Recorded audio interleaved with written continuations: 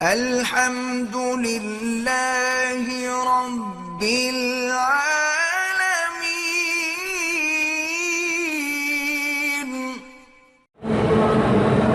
کہتے جی مولانا الیاس قاضی اور حاجی عبدالوہاب صاحب کی محنت میں کیا فرق ہے؟ بڑا فرق ہے۔ ایک نے تبلیغ کی، ایک نے ملک میں اسلام نافذ کیا۔ یہاں جو ملک میں اسلام ہے کس کی محنت ہے؟ تمہارے مولویوں کی، حلوہ کھانے والوں کی۔ یہ اسی شیخ عبدالوہاب کی تو قربانی ہے کہ آج بھی یہاں اسلام ہے، قرآن ہے، حدیث ہے۔ اور مولانا الیاس نے پوری دنیا میں دین پہنچایا، کلمہ پہنچایا، نماز پہنچائی، روزہ پہنچایا، اور کتنے بگڑے تگڑے لوگ ہیں جن کو راہ راست نصیب ہوا۔ لیکن جیسے مثلا ایک مجاہد ہے، ایک مجاہد نہیں ہے، لیکن کام تو دونوں کر رہے ہیں۔ لوگوں کے لیے اجوا، کھجور اور زمزم تبرک لے جانا بالکل تبرک ہے ہی یہی، مکے سے زمزم اور مدینے سے کھجور۔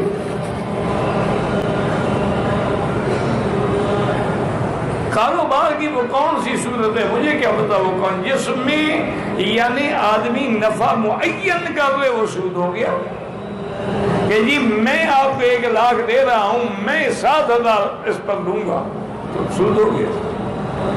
ایک آدمی کہتے ہیں لاکھ دے دے میں کاروبار کروں گا، نفع و نقصان و شریک ہوں گیا۔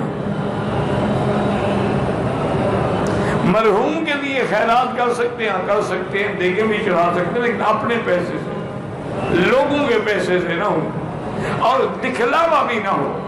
ہمارے ہاں تو اکثر جو خیرات ہوتی ہے ہم رشتہ داروں کو بلا کے کھلا دیتے ہیں، غریبوں کو تو کوئی نہیں کھلاتا۔ وہ کیا خیرات ہے؟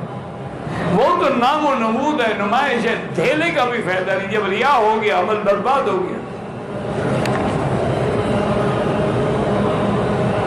مکہ شریف میں صفوں میں اتصال نہیں ہے، کچھ کوشش تم بھی کرو، سارا کام ہم نے تو نہیں کرنا۔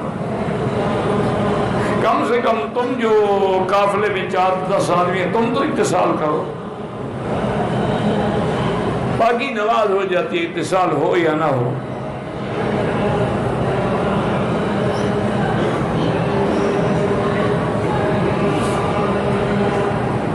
اگر کسی آدمی نے عورت کے ایام حیض کے بعد اس کا حیض تو ختم ہو گیا لیکن غسل نہیں کیا، اپنی بیوی سے مل لے، بالکل گناہ ہے، توبہ کرے اور صدقہ بھی کرے، کیونکہ جو قرآن کا حکم ہے وہ یہی ہے کہ یسألونک عن المحیض قل هو أذى فاعتزلوا النساء في المحیض فلا تقربوهن حتى يطهرن۔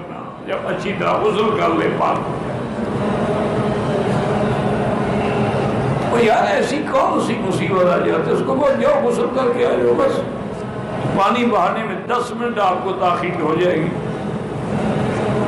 اور کیا ہو جائے گا۔ عام زمزم جو ہے عام پانی میں ملا دیا جائے، بالکل نہیں۔ زمزم شفا ہے، عام پانی تو شفا نہیں۔ تم حاجی عام بندوں میں نہیں ملتے ہو تو زمزم کو عام پانی میں ملاتے ہو۔ حاجی الگ ہے، عمرے والا الگ ہے، پیر الگ ہے، فقیر الگ ہے۔ کعبے کو ہاتھ لگانا حاجی اسود کو چومنا بالکل سنت ہے۔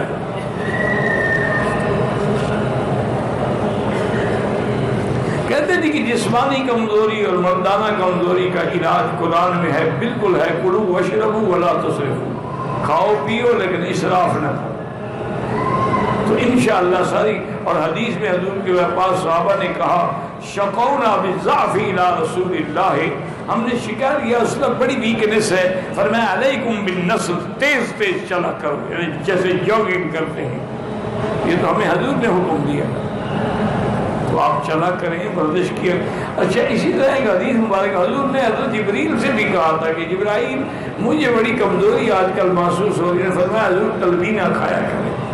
تو تلبینہ جو ہے یہاں بنا ہوا بھی ملتا ہے، اور خود بھی آدمی جو کے دلیے کا بنا سکتا ہے۔